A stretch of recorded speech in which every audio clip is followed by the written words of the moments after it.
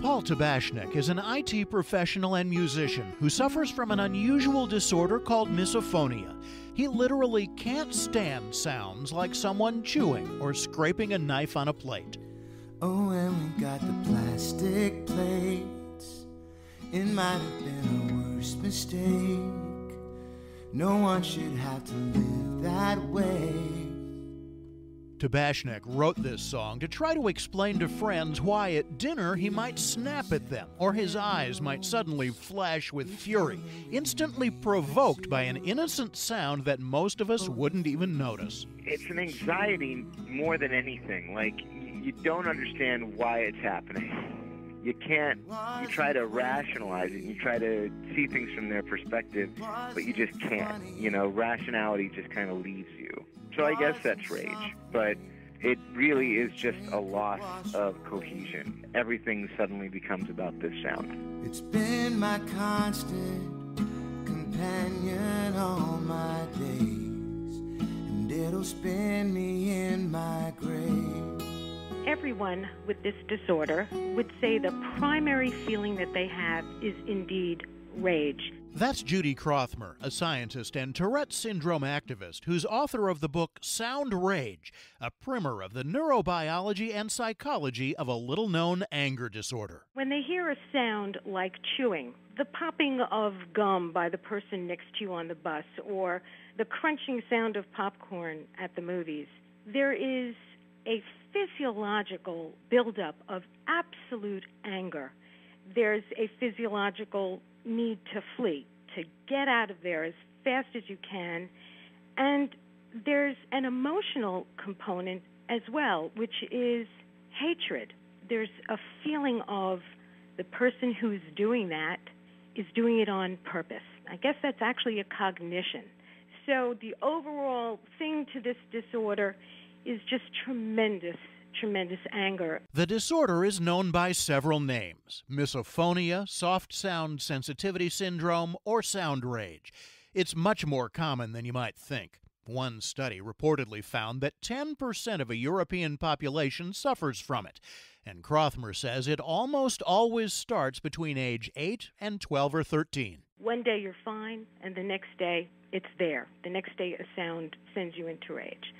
And the research that I've done indicates that it's neurological rather than sort of this learned behavior, because people all over the globe describe the same age of onset, the same physiological flight response, and that same overwhelming emotion of rage. I started experiencing the issue when I was 13, and my dad was eating a bowl of ice cream and kind of scooping together the last bit of melted stuff at the bottom, and he just kind of kept clinking his spoon against the plate to gather it all up. I paused whatever we were watching, turned around, and tried to control my response, and failed. Well, I just kind of said, "Are you done with that? Is that over?" After that, I noticed it all the time, that people were just scraping their plates for no good reason. School became torture. Kids with colds, sniffling, or others popping their gum made it almost impossible for Tabashnik to concentrate, but nobody could help him. Even the doctors hadn't figured out what misophonia was. They hadn't even figured out that there was a syndrome to look into, you know? My parents took me around to ear doctors when I was a kid, and they just kind of said, his hearing's fine. He's got perfect pitch. That's the only thing that's different. Misophonia was never mentioned in any major medical text until 2010, so many doctors have been unaware of it. That's left Tabashnik to deal with it like most other misophones. He became a loner.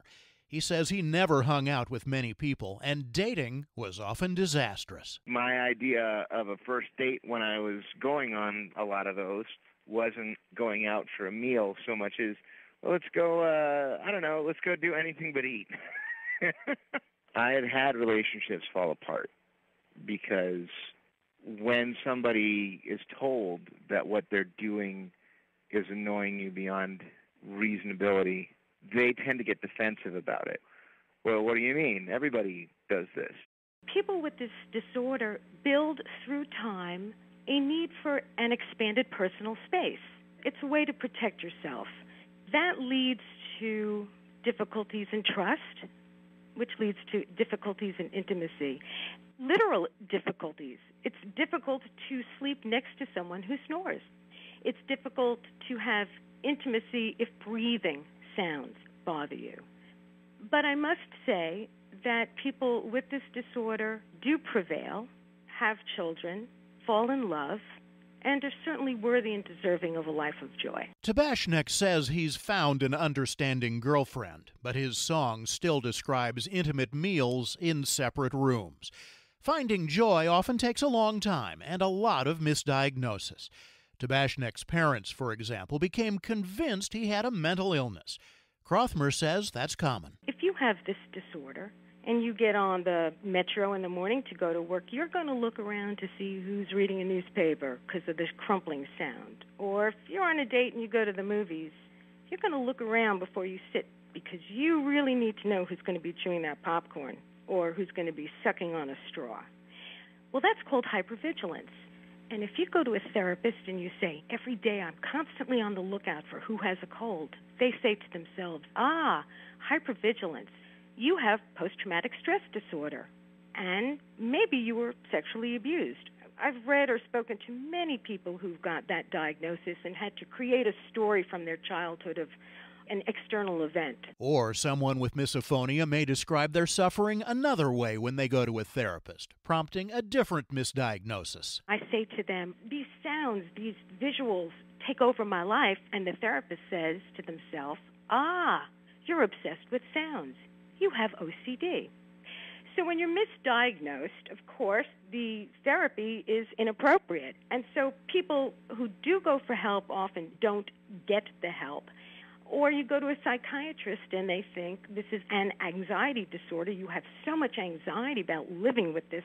Well, this is not anxiety. This is not a fear-driven disorder. It's an anger-based disorder. So the pharmaceutical solution may not be the right one. And then, of course, there's many people out here who just think they're crazy or think this is a quirk or who think that they are alone.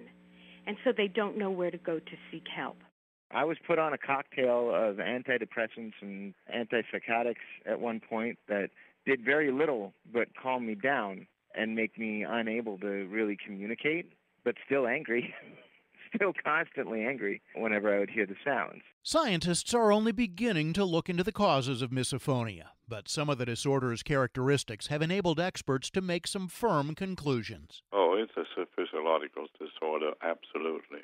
It's not people are crazy or anything like that. It's not psychological. That's Dr. Aga Muller, professor of behavioral and brain sciences at the University of Texas at Dallas, and a specialist in how sound is reflected in brain activity. It is a pure physiological thing that these nerve activity that the sound arose in the brain, it simply end up in the wrong place. It should never have ended up there. Giving all these reactions. It simply routed wrong. Every information that comes down, vision and so on, is of course traveling in many different places, too many different places in the brain. The route they take is pretty the same in most people, but here sound is definitely not supposed to go to these parts of the brain that elicit that kind of reactions. So it's something fundamentally wrong in the wiring. Muller says there is a specific place in the brain for rage, and it appears that's where these sounds are erroneously routed. But why? Muller says since it's only very specific sounds that produce symptoms, those sounds must already be highly processed by the brain before the problem occurs. He and Crothmer say the age of misophonia's onset also provides a clue. Late childhood, there's a neurological shift. The brain now is processing these ambient, normal sounds differently. We don't know why. Perhaps it's a change in neurotransmitters. Perhaps the pruning of synapses that happens in late childhood did something. But we do know that something changes. The first 2 or 3 years, many nerve cells are actually eliminated, and there are lots of changes in routing of different sounds. There is one thing that I actually have been studying, and that is routing of normal sounds seems to change.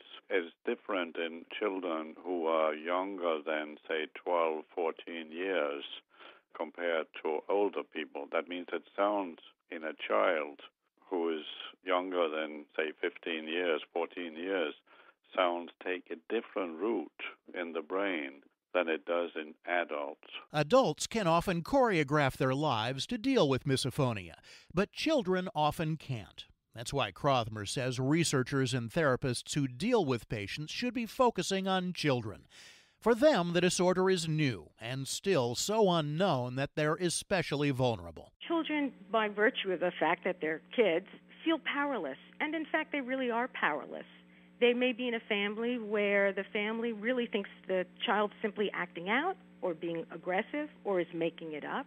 So the child's in pain and suffering and being forced to sit at a table, or is forced to go to the restaurant, or is forced to sit in a classroom with a kid behind them who has allergies and sniffs all day, so that you have this 10-year-old child who can't focus on their schoolwork. For now, most treatments are Band-Aids. Earplugs, white noise generators, and even anger management can help misophones cope. But Crothmer says familiarity with misophonia may be most important. One place to start is at her website, sound-rage.com. The more we talk about it, the more that we remove the stigma of craziness and look at it as a real neurological disorder, the closer we will come to realizing that there probably are more people that have it, and we will ultimately help reduce the pain and suffering that people with this disorder really do have. No one should have to live this way. I'm Reed Pence.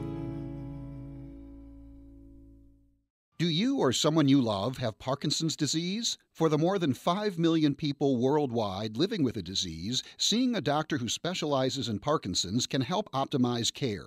Yet survey results show that fewer than half of patients have ever seen a Parkinson's specialist. Partners in Parkinson's, a strategic health initiative of the Michael J. Fox Foundation, and AbbVie, offers free in-person educational events in communities across the country. These events connect patients and families with resources, including local support groups and services such as healthcare providers and clinical research opportunities. Kate Harmon, whose father has Parkinson's, explains. When my father was diagnosed with Parkinson's, my family knew we needed to get him the best care possible. I attended a local Partners in Parkinson's event and met so many people who are new to a Parkinson's diagnosis. We learned about the disease and met with healthcare providers and other members of the Parkinson's community based right here in our area. To learn more about Parkinson's disease, attend a webinar, or to find an event near you, visit partnersinparkinsons.org. That's partnersinparkinsons.org.